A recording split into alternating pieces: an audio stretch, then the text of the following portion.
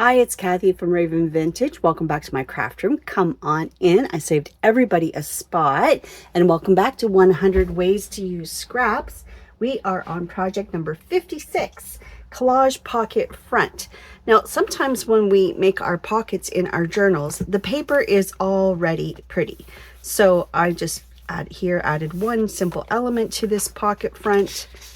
And then here, it's just very pretty paper, and I've added something to complement the paper, but it isn't always the case. What if you have some scrapbook paper left that you know you're not going to use? So I'm talking about the thicker grade stuff that you would use, like it's a heavier paper, like a cardstock, that you would not likely use in your journals, just simply because it's bland or it's boring or it's just darn plain ugly, but still it's good quality thick paper, which is perfect for a pocket. Well, let's collage the front of it then. Okay, let's use up some of our scraps and collage the front. You could cover it entirely. We also want to try to thin down those our scrap bins. So I have this tray that's full of just ripped pieces, and then we are going to decorate some pocket fronts. So I will be making some pockets out of this cardstock. Here, this is just paper with paper, like printables. So probably a 20-pound paper. And what I've done is I folded this piece in half, and then I did a little thumb notch.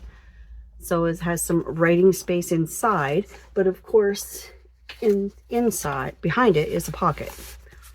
So I can mass make a bunch of these too with papers I have left over and just get them ready to go. And then that can be glued down into the book. And of course you could glue it so that it also becomes another pocket, so double pocket. So these are a nice thing to mass make with a bunch of, papers. And this is just like a blank slate waiting for us to do something. And I think we can make this a little more sturdy. This is a little bit better for a pocket, not as great as this for, the thickness of it, but because I've added paper to paper, I've doubled the paper up. So it's not going to be too bad. And then if we collage the front of this, that will give this even more integrity. So that's a couple things I want to do. But here is what I want you to think of. We're going to talk a bit too about how far we've come with our collaging. So when you go through your scrap bin, it's kind of nice to just pull out a few papers and see what goes with. So for example, I have this piece left over. So I really want to use up these odd pieces and possibly save that for a nice rectangle, but use up this business. That's a pretty good chunk, but here's one. So those two together, and then maybe that together. I like that color combination. So let's set aside a few different possible color combos that we think will work. See how we're grouping colors that we think just go nicely together? And then we can use those. Then we would just pick from that pile to do our pockets. And then we could sit down and do like 10 of them, right? And then of course, if we do something more neutral, we can of course add some sort of embellishment to it as well. So what do we have here? 1, 2, 3, 4 possible color combos. Okay, let's set that one aside. Pink and blue. We'll set that color combo aside, and we'll set this color combo aside there. So we have those three. Right now, I hope I'm in frame here enough. Make some room, Kathy. Make some room. There we go. And then we'll start here.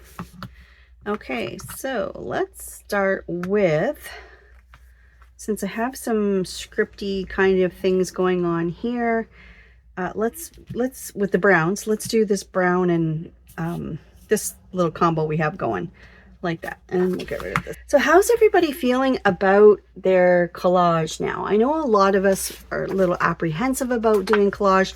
Not going to use this white. I'm just going to get rid of it right now.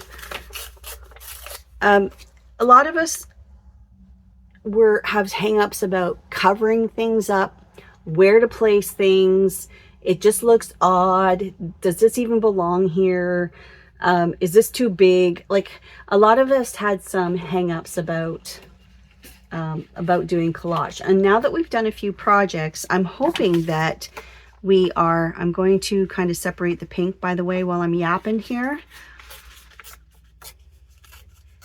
And some of us are, you know, now that we've got a few projects under our belt and we're almost done the collage section, there's just a few more. I'm just curious how you're all feeling about collage now. I just think that the more we do, the more comfortable it starts to become. And hopefully we're learning to not overthink things. And without even realizing it, we're using those design principles. So things like the rule of threes, adding, you know, contrast, like something solid against something busy, or something light against something dark, that sort of thing.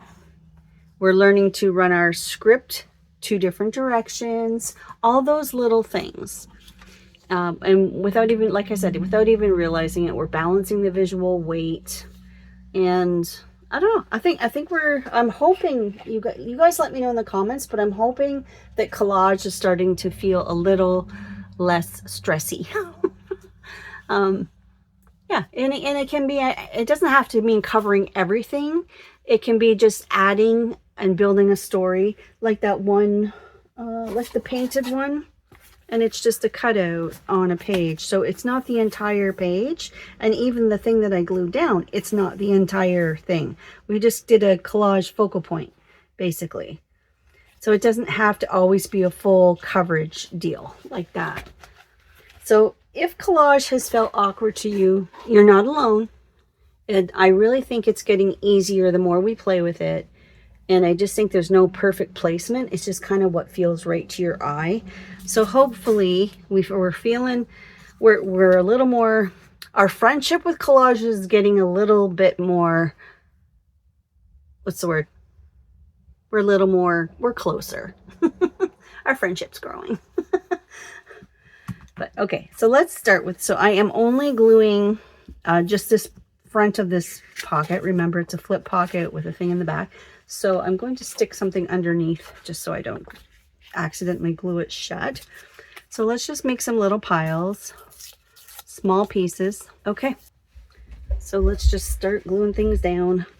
And I think I'm going to try today that technique where we start in a corner and we just kind of work our way all the way around. Now, if you glue, if your pieces go over top of the thumb notch, that's okay. We can re-notch it. We can do it again.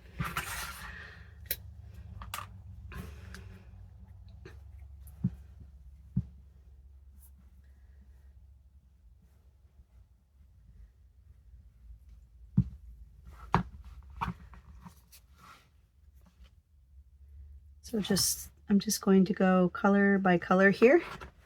1, 2, 3, 1, 2, 3. And I'm going to make my way around the board.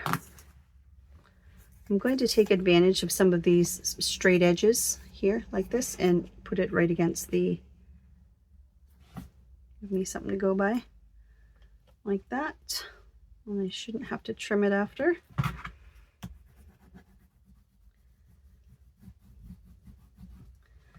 And then same thing here. Is that going to cover? No, I just want to make sure. Now, when you have a fold up like this, just make sure you don't interfere with the opening and closing of the pocket. Sorry about the shadows. It's kind of gray. The sun's trying to come out, but it's definitely a little bit cooler this morning. There we go. Well, it's Easter weekend. This used to be a nice long weekend for me working for the county. The municipalities, we got the government holidays, so I always had the long weekend. This was something I really, it's like, oh, you finally get through winter, and then yay, we finally get through that old man winter thing, and oh, it's such a relief. And now, being retired, I don't have to worry about that anymore. I really don't, which is great. I have to tell you, it's so rewarding being able to, let's see, this one's a little bit long. Work for yourself and work from home. We are going to talk more about that after this series is done. And I haven't forgot about that word harvesting video I told you I was going to do. was about to do it, and then I ended up with that nasty cold. So it's in the works. Okay, these I need to spread a little thin because there's not that many of them. There. Well, let's just see how it goes.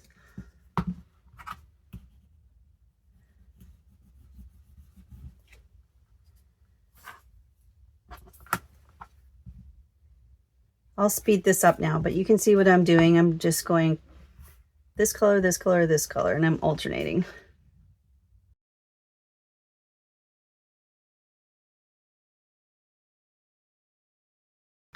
Okay, so I've gotten down to I've used up most of the pieces. It's almost perfect. So I have this little spot and that little spot. Now I can leave it knowing that I'm going to cover things up with like some sort of focal point, but I'm just going to grab this little bit of kind of ivory color that goes, it's not a great match, it's more yellowy. So if it gets covered up, that's okay. So remember, you can kind of fill in spots where you know you're going to put something over top, that like some sort of like a little dolly or a butterfly or something, and don't worry about it. You're just going to, why do I bother filling it in then? You don't have to, you could just leave it, but I'm thinking of this keeping things level so it doesn't show a dip depending on the thickness of your paper. Okay, so there's that. Now here I need to revisit that thumb notch I did. So go in here. Now I can't see what I'm doing, so it's going to be a bit of a guess. I can kind of see down in there a bit, but like that. So I still have the thumb notch and I still have this flap that opens, and then I'm going to trim the edges. Now the front is now decorated. This has more integrity because of the things on it, and I'm just going to ink it a little bit, and then we will perhaps we'll get around to decorating these, we'll see. But yeah, back to the color thing. If you were having a little issue with that, you could go on Pinterest and you could search color scheme shabby chic, or color scheme for, or color palette even for oh, let's see here, English cottage, or color theme for coastal grandma, or beach house, or dark academia, or gothic revival. Anything, you know, you search what you're going for with the journal theme you're doing, and then you should get some paint swatches or color palette ideas off of Pinterest or even Google, and take that color swatch and then look through your scraps for those colors to find what scraps kind of match that color palette, and then do your groupings from that color palette, and then rip up your pieces, and then now you've kind of got that theme. I think that would help you with some of your color choices with some of your journals. Okay, so okay, I'm starting to think that maybe this isn't enough. Let's just quickly lay it out to make sure we have enough to cover this piece here with the book. Yeah, we should be good. Okay. So that was kind of fun going all the way around and working our way to the middle. This time I'm going to do the threes. So I'm just getting the text. Okay, so I'm going to split this into 3 pieces. 1, 2, 3. 1, 2, 3. Balancing the weight. And this is going one direction and then the other 2. That's a good weight right there. So let's start with those 3. You guys have such good tips and stuff too. I've been writing things down, and I know once in a while I say, oh, I'm going to share that in the next video, but actually I started saving some for the finale. So if I have said, replied to your comments and said, oh, I'm going to share that next video, and I didn't, I started to think, oh, you know what, I'm going to save some of these for the finale. So yeah, I'm not ignoring you. I just thought I should mention that. Okay, so there's our book page. Now let's get 3 out of this brown color here. Not to get the green, but I'll keep that green for something else. Put it in my rip bin here. My rip bin, I'm starting to call it. My rip bin, okay. Everybody needs a good rip bin. And then these are small enough, they'll go in the bin. Okay, and again, so we'll do 3 pieces. 1, 2, and 3. And we'll just go kind of different directions with these two.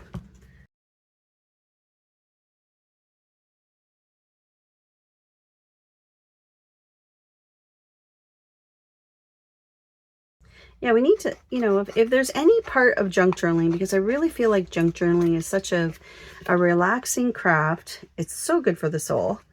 It's so rewarding. You look forward to it. Like I've said before, to me, I've tried many different crafts, and this has been the only one with staying power for me. Like, it scratches so many itches. Love the thrifting for the supplies, love the vintage, love the pretty. I love how we can take old authentic imagery and just bring it back to life. And I love how we can use the lace and all the things. It's just, I don't know. I love this craft. But if there's ever any part of it that feels difficult or it's frustrating, we need to think of ways that we can take away that frustration. I'm just adding a little bit of ink here and there to this before I ink the edges. Just some of these edges are kind of ick. There we go. Got rid of some of that white business. So for example, there's a post on my Instagram and my Facebook that I did recently, and it might have thrown some people because it's a picture of ladies from the 90s doing like exercise with their neon gym like workout clothes on, and which I think all of us will remember. And like 4 more, 3 more, 2 more. Now take it side to side. Remember that kind of stuff. Anyways, that's the photo, which so it really sticks out like a sore thumb on my feed. But the post is about being asked to do a journal, a commission, a custom journal for someone, retro from, you know, the 80s. And this is for someone who grew up in the 70s and 80s. And it was, okay, at first, I felt really out of my element for that. Like, it just really threw me. And then I thought, okay, well, maybe it doesn't have to throw you. Maybe you can, anyways, what I shared in that post was what it's like to, but anyways, that's what that post is about.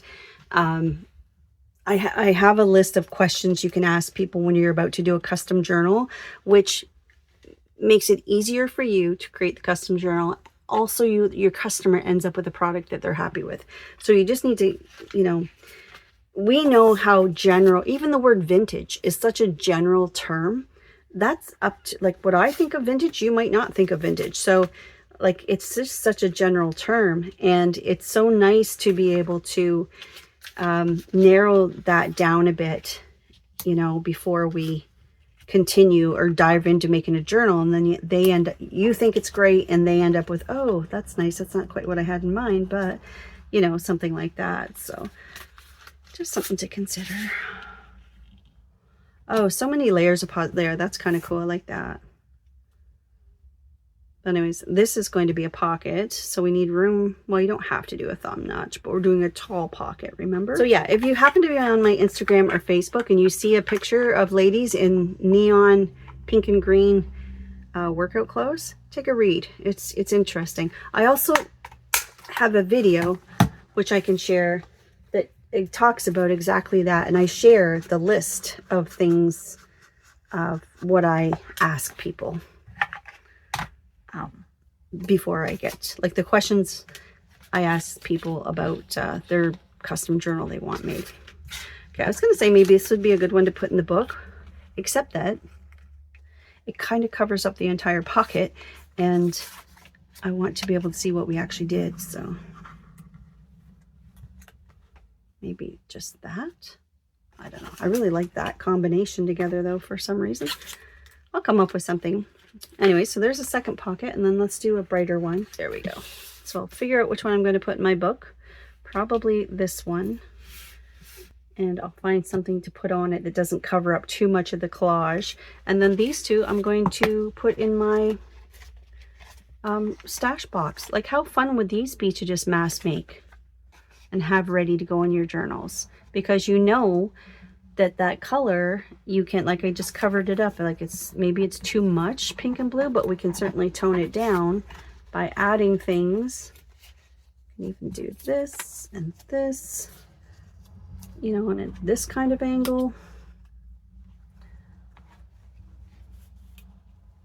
Something like that as well.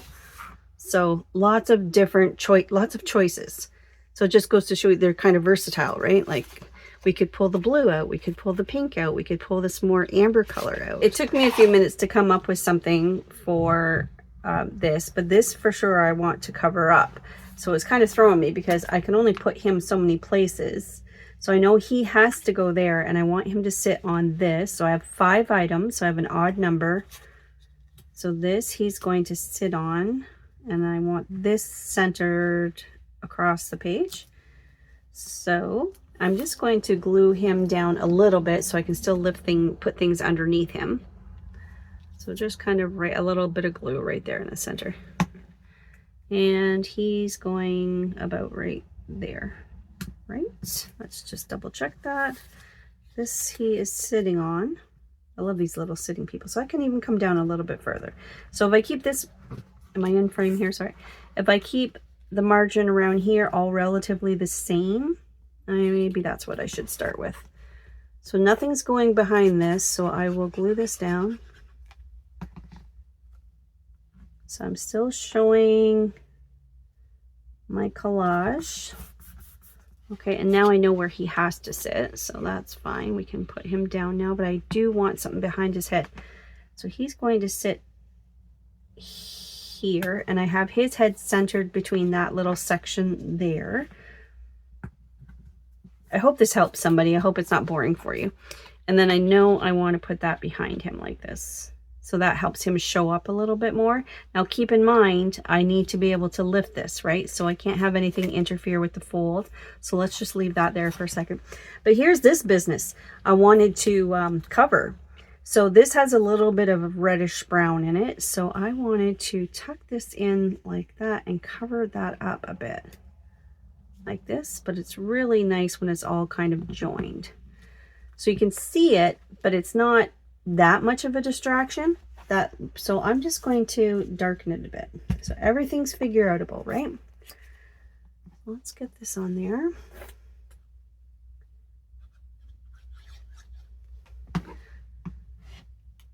And I like it on an angle. And now I've darkened that up, so it really isn't that big of a deal. Okay, and that's there. And then this just looks kind of disconjoined, like it just doesn't look very good, and I want to break things up a bit. So I brought in some more red to balance that, and I'm going to line this up with the edge of that. And I think that's it. Oops. So just kind of lining that up a bit, but covering up a couple of these joints of the collage. And then we'll glue this thing down. That's how, I'm just saying that stuff out loud. That's my thought process as I'm doing this, in case it helps anybody. So I just want him, because otherwise he gets a little bit lost, right, in the colors. But that's cute. I like that. So I have the boy is 1, 2, 3, 4, 5 items. So I have an odd number. And then this will glue into our book. So pocket fronts, collage pocket fronts. And now I'm going to glue the 3 sides, right? So that I have that back pocket as well.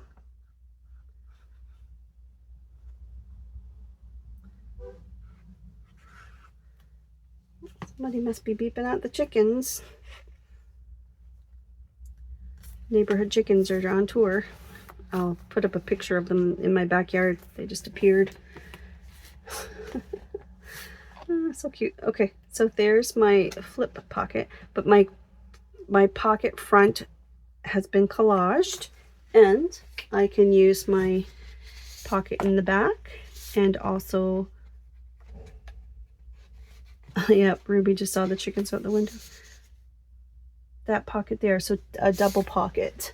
How fun is that? Well, thanks for hanging out with me today. I hope you enjoyed this craft. Tomorrow we're going to do collaged belly bands, so look for some strips or make some strips of something, you know, even like Edith Holden paper's a good thickness, so we could trim that down and use that. This strip right here is part of our belly band, because remember, belly bands can go horizontal or vertical, and they don't need to take up the entire page. So we are going to collage some belly bands tomorrow, so keep that in mind. Just get out your rip bin and some strips for making belly bands. Another great mass make project. All right, well, thanks for hanging out with me. I always enjoy our time together, and I look forward to crafting with you again tomorrow. Take care. Bye.